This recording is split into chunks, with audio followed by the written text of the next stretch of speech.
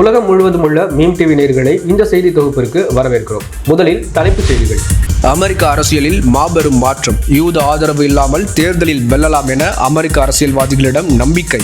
இதற்கு காரணம் ஜோரான் மம்தாதி பெற்ற பெருவெற்றிதான் என கட்டுரை வெளியிட்டுள்ள நியூயார்க் டைம்ஸ். அமெரிக்கா ஊதும் மகுடிக்கு ஆட முடியாது. இஸ்ரேல் விவகாரத்தில் தங்கள் நிபந்தனைகளையும் ஏற்க வேண்டும். ட்ரம்பிடம் தடாலடியாக தெரிவித்த சல்மான். இருதரப்பு பேச்சுவார்த்தையில் கடும் மோதல் என தகவல். முஸ்லிம் நாடுகளின் கடற்படைகளிலேயே வலிமை மிக்க ஈரானின் கடற்படை. வல்லரசுகளுக்கு இணையான தொழில்நுட்ப வளர்ச்சி. சர்வதேச கடற்பகுதிகளிலும் ஆதிக்கம். 624 லட்சம் கோடி ரூபாயாக உயர்ந்த உலக ஹலால் சந்தை. மாபெரும் உலக நாடுகளின் ஜிடிபியை விட அதிகம். துருக்கியில் நடைபெற்ற உலக ஹலால் மாநாட்டில் தகவல். கனமழையால் சரிந்த இஸ்ரேலின் இனவாத தடுப்புச் சுவர். பாலஸ்தீனியர்களால் முடியாததை முடித்து காட்டிய கனமழை. பல்லாயிரக்கணக்கான படைகளை நிறுத்தியும் வீண். இதுவரை 160 உலக நாடுகள் பாலஸ்தீனத்தை தனிநாடாக ஏற்றுக்கொண்டுள்ளன. எஞ்சிய நாடுகளும் அங்கீகரிக்க வேண்டும் என மஹ்மூத் அப்பாஸின் ஐநா உரையில் கோரிக்கை.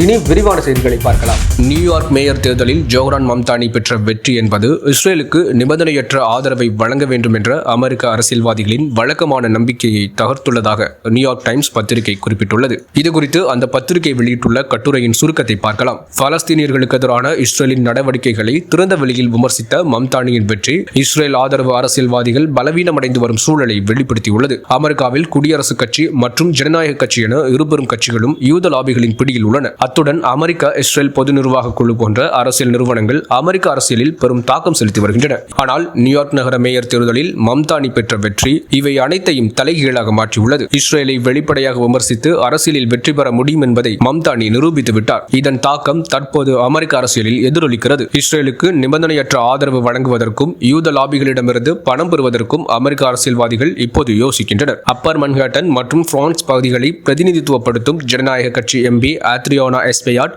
டாரியலிசா ஆவிலா சேவிலியர் என்பவரின் கடுமையான சவாலுக்கு உள்ளாகிறார். காசா போரின் போது கொலம்பியா பல்கலைக்கழகத்தில் போராட்டங்களை ஏற்பாடு செய்த செவிலியர் எஸ்பெயாட் இஸ்ரேலுக்கு ஆயுத விற்பனையை ஆதரித்ததையும் ஏஐபிஏசியிலிருந்து நன்கொடைகளை பெற்றதையும் கடுமையாக விமர்சித்தார். புரூக்ளின் மற்றும் மன்ஹாட்டனை பிரதிநிதித்துவப்படுத்தும் யூத ஜனநாயக எம்பி டேனியல் கோல்ட்மனும் சவாலுக்கு ஆளாகலாம். அமெரிக்க மக்களின் வரிப்பணம் காசா இனப்படுகொலைக்கு ஆதாரமாக உள்ளதாக இருந்ததை பல அமெரிக்க அரசியல்வாதிகள் இன்று கேள்விக்கு உட்படுத்தியிருக்கின்றனர். அமெரிக்க மக்களிடையே அதிகரித்து வரும் பாலஸ்தீன ஆதரவு இந்த மாற்றத்திற்கு முக்கிய காரணமாக கூறப்படுகிறது. 44% அமெரிக்கர்கள் தற்போது பாலஸ்தீன மக்களின் போராட்டங்களுக்கு ஆதரவு தெரிவித்துள்ளதாக புள்ளி விவரங்கள் தெரிவிக்கின்றன. விமர்சனமின்றி வழங்கப்பட்டு வந்த இஸ்ரேல் ஆதரவு தற்போது அமெரிக்க அரசியலில் கேள்விக்குள்ளாகி இருக்கிறது.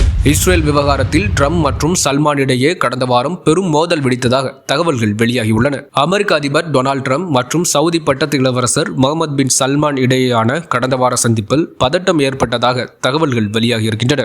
இஸ்ரேலுடன் உறவை இயல்பாக்கும் ஆபிரகாம் ஒப்பந்தங்களில் ரியாதை இணைக்க ட்ரம்ப் வலியுறுத்தியது இதற்கு காரணமாக இருக்கலாம். இஸ்ரேலுடன் எந்த ஒரு அதிகாரப்பூர்வ முன்னேற்றமும் காலவரையற்ற மற்றும் நம்பத்தகுந்த அரசியல் செயல்முறையை பின்பற்றுவது பாலஸ்தீன் தீர்வுடன் இணைந்திருக்க வேண்டும் என்பதில் சவுதி அரேபியா உறுதியாக உள்ளதாக கூறப்படுகிறது. ஆனால் சவுதி அரேபியா மற்றும் இஸ்ரேல் இடையே பிராந்திய ஒப்பந்தங்களை ட்ரம்ப் நாடுகிறார். 2 அமெரிக்க அதிகாரிகள் இந்த பேச்சுவார்த்தைகள் கடினமாக இருந்ததாக குறிப்பிட்டுள்ளனர். இளவரசரின் மறுப்பால் ட்ரம்ப் வருத்தமும் எரிச்சலும் அடைந்தார் என்றும் அவர்கள் கூறியதாக இஸ்ரேலின் சேனல் 12 தெரிவித்துள்ளது. இந்த விவகாரத்தில் முன்னேற்றம் எதிர்பார்த்ததாக வெள்ளை மாளிகை சவுதி அரசிடம் தெரிவித்திருந்தது. ஆனால் ட்ரம்ப் நேரடியாக அழுத்தம் கொடுத்த போது உரையாடல் பதற்றமானதாக கூறப்படுகிறது. காசா போருக்கு பிந்திய இஸ்ரேல் எதிர்ப்பு உணர்வு அதிகரித்துள்ளதால் சவுதி சமூகமே இப்போது இஸ்ரேலுடனான இயல்பு உறவுக்கு தயாரில்லை என்று முகமது பின் சல்மான் உறுதியாக தெரிவித்தார்.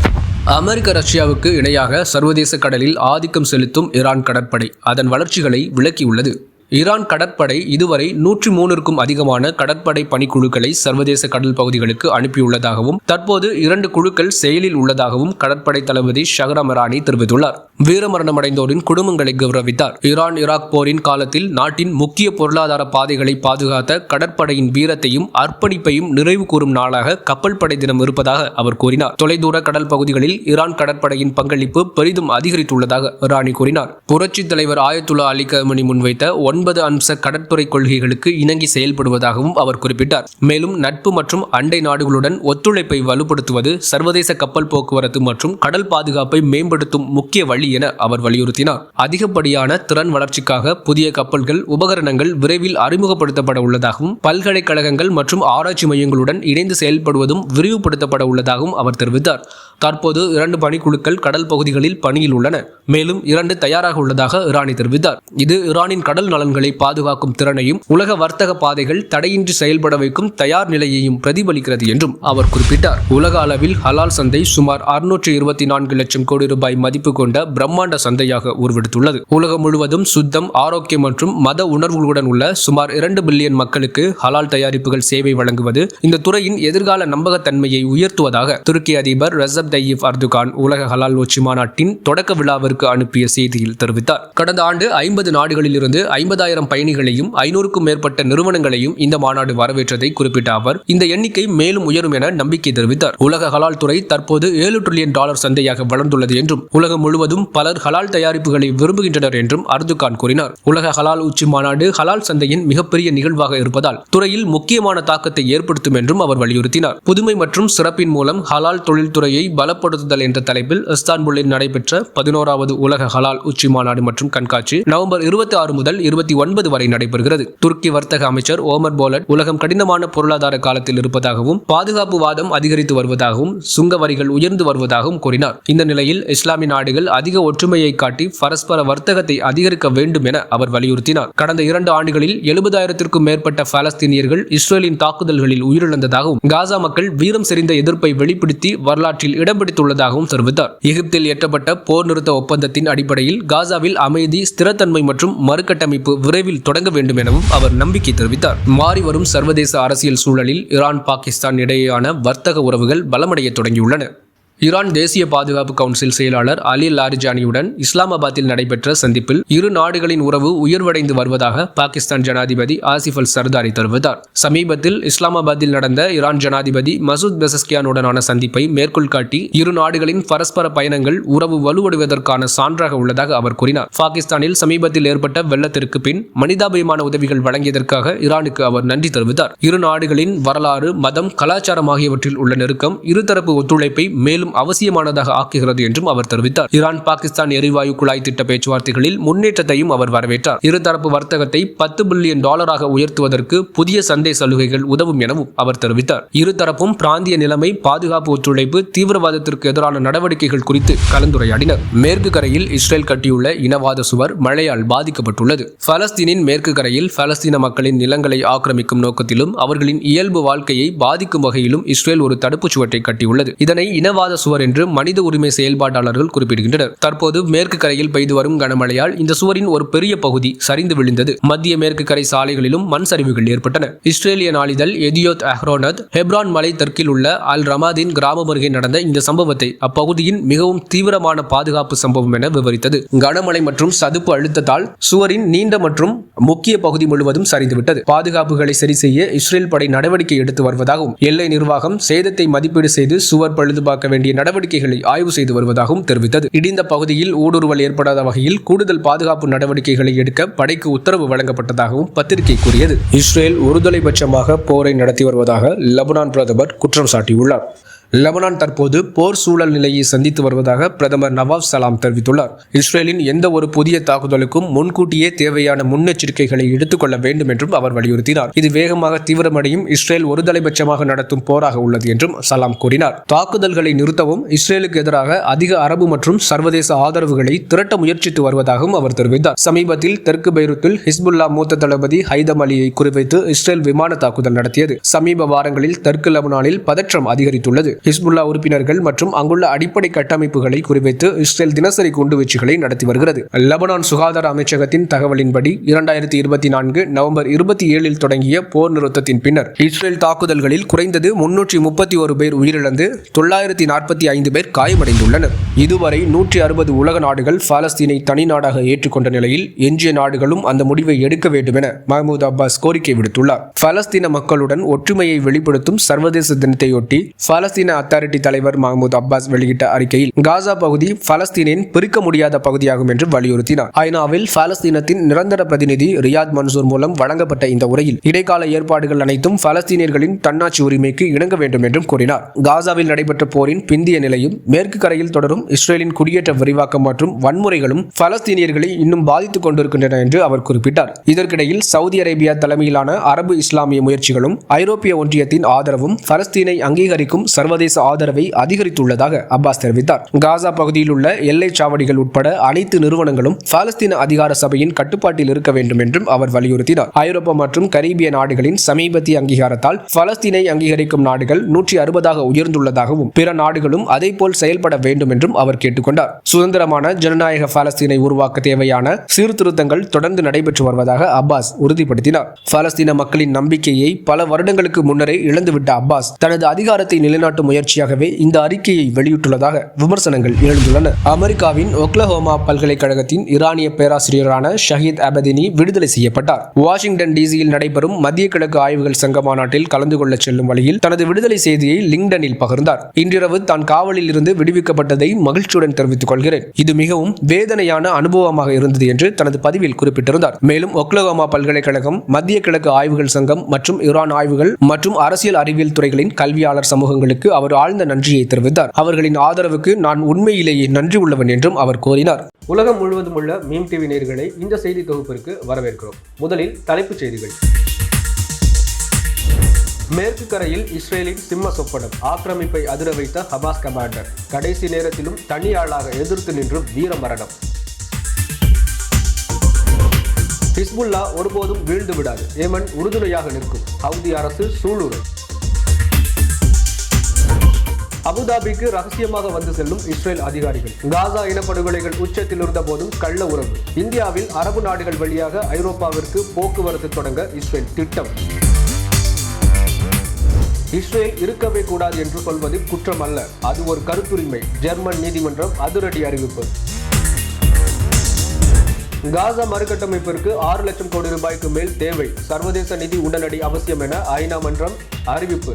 இனி விரிவான செய்திகளை பார்க்கலாம். மேற்கு கரையில் இஸ்ரேலின் சிம்ம சொப்பனமாக விளங்கிய ஹமாஸ் கமாண்டர் சுற்றி வளைக்கப்பட்ட நிலையில் சரணடையாமல் சண்டையிட்டு வீரமரணம் அடைந்ததாக அறிவிக்கப்பட்டுள்ளது. ஹமாஸ் இயக்கத்தின் கமாண்டர் அப்துல் ரவுஃப் எஸ்தியா மேற்கு கரையில் நப்சல் கிழக்கில் இஸ்ரேல் ஆக்கிரமிப்பு படைகள் முற்றுகையிட்டதில் எதிர்த்து சண்டையிட்டு வீரமரணம் அடைந்துள்ளதாக ஹமாஸ் அறிவித்துள்ளது. அவர் தங்கியிருந்த கட்டிடத்தில் இஸ்ரேல் படைகள் நுழைந்த போது இஸ்தியக் ஆயுதத்துடன் எதிர்த்து போராடியதாக தகவல்கள் தெரிவிக்கின்றன. இஸ்தியகின் படுகொலை ஆக்கிரமிப்பு அரசின் கொடூரத்தையும் இரத்த வெறித்தனத்தையும் வெளிப்படுத்துவதாகவும் மேற்கு கரையில் வேரூன்றிய எதிர்ப்பை பலவீனப்படுத்தும் இஸ்ரேல் முயற்சியின் தோல்வியையும் காட்டுவதாகவும் ஹமாஸ் அறிக்கையில் குறிப்பிட்டுள்ளது. நப்சலில் இஸ்ரேல் அதிகம் தேடிக்கொண்டிருந்த போராளிகளில் ஒருவராக இஸ்தியக் இருந்தார் என்று ஹமாஸ் கூறியது. 2 இஸ்ரேல் சிப்பாய்கள் உயிரிழந்த சோதனை சாவடி வாகன தாக்குதல், ஆக்கிரமிப்பு படைகள் மற்றும் அவர்களின் ராணுவ தளங்களை குறிவைத்து பல துப்பாக்கிச்சூடு நடவடிக்கைகளில் ஈடுபட்டது ஆகியவை இவர் நடத்திய முக்கிய தாக்குதல்களாகும். மேற்கு கரையில் முக்கிய போராளிகளில் ஒருவரான இவரின் மரணம் போராட்டத்தின் உறுதியை குறைக்காது என்றும் ஹமாஸ் தெரிவித்துள்ளது. லெபனானுக்கு உறுதுணையாக இருப்பதாக யெமன் அறிவித்துள்ளது. இஸ்ரேல் நடத்திய தாக்குதலில் உயிரிழந்த ஹிஸ்புல்லா தளபதி ஹைதம் அலியின் தியாகத்தை முன்னிட்டு வெளியிட்ட அறிக்கையில் லெபனானை பாதுகாப்பதில் முழு ஆதரவு அளிப்பதாக யெமனின் அன்சாருல்லா அரசாங்கம் அறிவித்துள்ளது. இஸ்ரேல் மேற்கொள்ளும் கொலைவெறி தாக்குதல்கள் மற்றும் தொடர்ந்து நடக்கும் ஆக்கிரமிப்பு நடவடிக்கைகள் போர்க்களத்தில் அவர்களின் பலவீனத்தையும் ராணுவம் மூலம் தனது இலக்குகளை நிறைவேற்ற முடியாததையும் வெளிப்படுத்துகின்றன என்று வெளியுறவுத்துறை அமைச்சகம் வெளியிட்டுள்ள அறிக்கையில் குறிப்பிட்டுள்ளது. சில அரபு மற்றும் இஸ்லாமிய அரசுகள் இஸ்ரேல் அரசுடன் உடந்தையாக இருப்பதையும் லெபனான் மற்றும் பாலஸ்தீனில் இஸ்ரேல் மேற்கொள்ளும் அத்துமீறல்கள் குறித்து சர்வதேச சமுதாயத்தின் மௌனத்தையும் கண்டித்தது. லெபனான் மக்களுடன் யெமன் ஒற்றுமையாக இருப்பதாகவும் லெபனானின் போராளிகளுக்கு தனது ஆதரவை வழங்குவதாகவும் தெரிவித்துள்ளது. காசா போரின் போது இஸ்ரேலில் இருந்து அதிகாரிகள் குழு அபுதாபிக்கு ரகசியமாக வந்ததாக தகவல்கள் வெளியாகியுள்ளது. இஸ்ரேல் போக்குவரத்து அமைச்சகத்தின் ஒரு குழு சமீபத்தில் ரகசியமாக அபுதாபிக்கு வந்ததாக இஸ்ரேலின் 124 நெட்வொர்க் தெரிவித்துள்ளது. அரபு நாடுகளை இஸ்ரேல் ஆக்கிரமித்த பகுதிகளுடன் இணைக்கும் அதிவேக ரயில் பாதையை அமைக்கும் திட்டம் தொடர்பான தொடர்ச்சியான ஒருங்கிணைப்பின் ஒரு பகுதியாக இந்த பயணம் இடம்பெற்றது. இந்திய துறைமுகங்களில் இருந்து சரக்கு பொருட்களை கடல் மார்க்கமாக ஐக்கிய அரபு அமீரகத்திற்கு கொண்டு வந்து அங்கிருந்து சவுதி அரேபியா மற்றும் ஜோர்டான் வழியாக ஹைஃபாவை எட்டச் செய்து பின்னர் ஐரோப்பாவிற்கு அனுப்பும் வாய்ப்பை ஏற்படுத்துவதே அதன் நோக்கம் என குறிப்பிடப்பட்டுள்ளது. காசா போர் நடைபெற்றுக் கொண்டிருந்த போதிலும் இந்த முயற்சி ரகசியமாக தொடர்ந்து நடந்ததாகவும் தகவல்கள் கூறுகின்றன. சரக்கு போக்குவரத்திற்கு அப்பால் இந்த திட்டத்தில் தகவல் தொடர்பு கேபிள்கள் மற்றும் மின் பரிமாற்ற கோடுகளை அமைப்பதும் சேர்க்கப்பட்டுள்ளது. இஸ்ரேலின் இருப்பை கேள்வி கேட்பது கருத்துரிமை என ஜெர்மனி நீதிமன்றம் அதிரடி கருத்தை தெரிவித்துள்ளது. ஜெர்மனியில் பாலஸ்தீன் ஆதரவு நடவடிக்கைகளுக்கு விதிக்கப்பட்ட கடுமையான கட்டுப்பாடுகளை சவால் விடும் வகையில் முன்ஸ்டர் நீதிமன்றம் தீர்ப்பளித்துள்ளது. இஸ்ரேல் இருப்பை மறுப்பது குற்றம் அல்ல, அது கருத்துரிமையின் பாதுகாப்பின் கீழ் வரும் என நீதிமன்றம் தீர்ப்பளித்துள்ளது. இந்த தீர்ப்பின் மூலம் காவல்துறை தடை செய்திருந்த ஒரு பாலஸ்தீன் பாலஸ்தீன ஆதரவு பேரணிக்கு அனுமதி வழங்கப்பட்டது. அந்த பேரணியில் இஸ்ரேல் இருப்பை மறுக்கும் கோஷங்கள் எழுப்பப்படலாம் என்ற காரணத்தால் காவல்துறை அனுமதி மறுத்திருந்தது. நீதிமன்றம் இஸ்ரேல் நிறுவப்பட்ட விதத்தை விமர்சன ரீதியில் ஆய்வு செய்வதும் அமைதியான அரசியல் மாற்றத்தை கோருவதும் கருத்துரிமையால் பாதிக்கப்பட்டவை என கூறியது. மேலும் இஸ்ரேல் இருக்கக்கூடாது என்று கூறுவது தனிப்பட்ட முறையில் குற்றமாகாது, அது சூழ்நிலையை கருத்தில் கொண்டு மதிப்பிடப்பட வேண்டும் என்றும் குறிப்பிட்டது. காவல்துறை குறிப்பிட்ட 3 கோஷங்களில் ஒரே ஒரு நாடு பாலஸ்தீன் என்ற கோஷத்தை நீதிமன்றம் அனுமதித்தது. இது ஹமாஸ் சிந்தனையுடன் நேரடி தொடர்பு இல்லை என்று கூறப்பட்டது.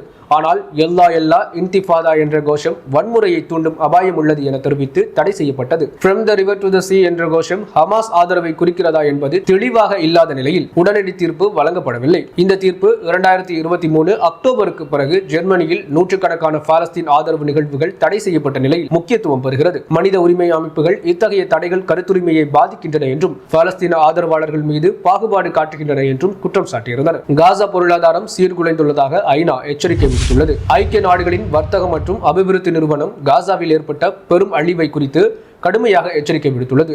இஸ்ரேல் நடத்திய போர் பாலஸ்தீன் பிராந்தியத்தின் பொருளாதாரத்தை முழுமையாக சிதைத்துள்ளது என்றும் அதன் வாழ்வாதாரத்தையே அச்சுறுத்துகிறது என்றும் அறிக்கை கூறுகிறது. மேலும் சரிவு ஏற்படாமல் தடுப்பதற்கு உடனடி மற்றும் மிகப்பெரிய அளவிலான சர்வதேச தலையீடு அவசியம் என அந்த அமைப்பு அழைப்பு விடுத்துள்ளது. காசாவை மீண்டும் கட்டியமைப்பதற்கு $70 பில்லியன் அமெரிக்க மேல் செலவாகும் என்றும் அதற்கு பல தசாப்தங்கள் பிடிக்கலாம் என்றும் பல ஆண்டுகளாக போரும் தடைகளும் பாலஸ்தீன் பொருளாதாரத்தில் முன்னெப்போதும் இல்லாத சரிவை உருவாக்கியுள்ளன என்றும் உணவு, குடியிருப்பு, சுகாதாரம் போன்ற வாழ்வின் அடிப்படை தூண்கள் முற்றிலும் பாதிக்கப்பட்டுள்ளதாகவும் தெரிவித்துள்ளது. காசா மனிதனால் உருவாக்கப்பட்ட அழிவில் தள்ளப்பட்டுள்ளதாக கூறுகிறது. தொடர்ச்சியான அழிவுகள் காசா மீண்டும் மனிதன் வாழக்கூடிய சமூகமாக உருவெடுக்குமா என்ற சந்தேகத்தை எழுப்புகின்றன. அதிக அளவு வெளிநாட்டு உதவி மற்றும் அதிக அளவு வளர்ச்சி ஏற்பட்டாலும் 2023-2024 காசாவின் பொருளாதாரம் 87% சுருங்கி ஒரு நபரின் GDP வெறும் $161 உள்ளதாக அறிக்கை கூறுகிறது. மேற்கு கரை பகுதிகளிலும் குடியேற்ற விரிவாக்கம் மற்றும் வன்முறையால் கடுமையான பொருளாதார சரிவு ஏற்பட்டுள்ளது. ஈரானின் தென்கிழக்கு பகுதியில் பயங்கரவாத குழுவினர் கைது செய்யப்பட்டுள்ளதாக அந்நாட்டு அரசு தெரிவித்துள்ளது. ஈரானிய இஸ்லாமிய புரட்சி பாதுகாப்பு படை தென்கிழக்கு பகுதியில் உள்ள சிஸ்தான் பலூசிஸ்தான் மாகாணத்தில் செயல்பட்ட பயங்கரவாத குழுவின் உறுப்பினர்களை கைது செய்ததாக அறிவித்துள்ளது. பாதுகாப்பு படையின் குதுஸ் பிரிவு வெளியிட்ட அறிக்கையில் சிஸ்தான் பலூசிஸ்தான் செயல்பட்ட ஒரு பயங்கரவாத குழுவின் 2 உறுப்பினர்களை அடையாளம் கண்டு கைது செய்துள்ளதாக தெரிவித்துள்ளது.